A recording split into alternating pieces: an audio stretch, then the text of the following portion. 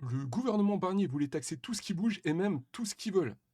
Après la motion de censure actée ce jeudi soir, le projet de loi de finances pour 2025 tombe à l'eau. Parmi ces propositions, la hausse de la taxe sur les billets d'avion se voit elle aussi devenir caduque. Or, certaines compagnies aériennes ont pris le pari de l'appliquer par anticipation, en fait le point.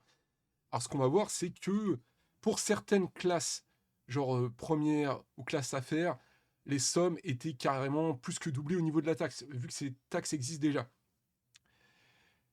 Et donc, ces taxes, vous pouvez aujourd'hui la récupérer.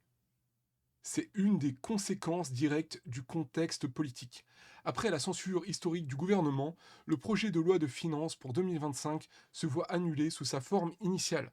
Conséquence, la taxe de solidarité sur les billets d'avion, aussi connue sous le nom de taxe Chirac. Faut toujours mettre un truc genre solidarité et tout, ça fait un peu de vaseline, ça passe mieux. Sous le nom de taxe Chirac, dont la hausse était prévue pour le PLF, ne bougera pas. Une bonne nouvelle pour des millions de voyageurs de l'aérien. Sauf que certains ont déjà eu l'expérience de ces taxes augmentées. Quelques compagnies aériennes ont pris la décision de l'appliquer par anticipation et vont donc devoir rembourser les passagers. Mais toutes ne le feront pas de la même manière. Des taxes parfois doublées. En théorie, selon l'amendement adopté par l'Assemblée nationale le 8 novembre, un vol en classe économique à destination de la France ou du reste de l'Europe devait, si le nouveau barème était adopté, être taxé à hauteur de 9,50 € contre 2,63 € actuellement. Pour un vol en première classe ou en affaires, le montant passerait de 20,27 € à 30 €.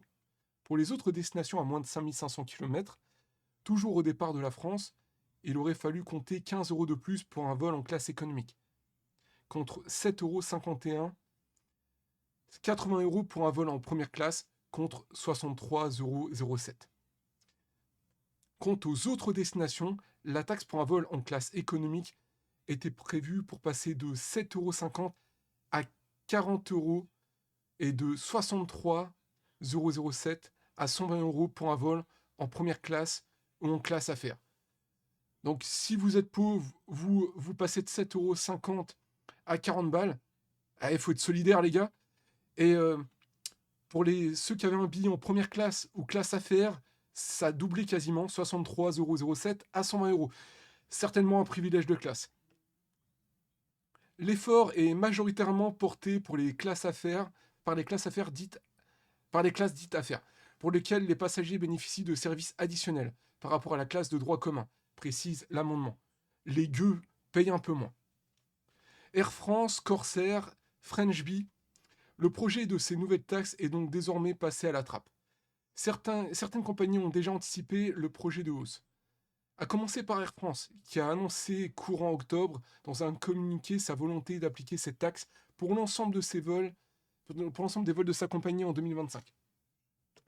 Et ce dès le 1er janvier, y compris pour les billets émis avant le vote du projet de loi de finances, a précisé la compagnie. Interrogé par notre rédaction sur les modalités de remboursement, Air France a indiqué que son engagement de se régulariser auprès des passagers taxés du montant collecté. Celui-ci sera égal au montant effectivement dû au titre de la taxe. Cet engagement sera tenu.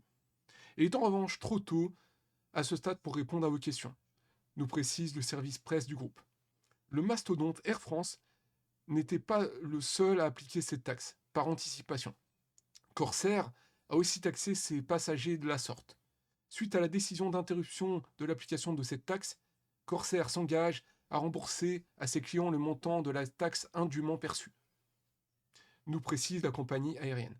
Elle ajoute être à l'étude des modalités de remboursement afin d'assurer une gestion rigoureuse et rapide de ce processus.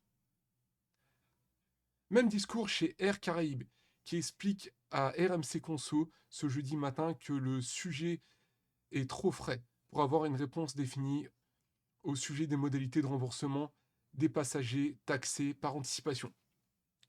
Donc renseignez-vous, peut-être que ça va passer par des formulaires en ligne sur les sites des compagnies aériennes ou de manière automatique, on ne sait pas vraiment. En tout cas, ça fait une petite somme, 60 € si vous avez pris un billet en première classe ou classe affaires, même si vous avez beaucoup d'argent.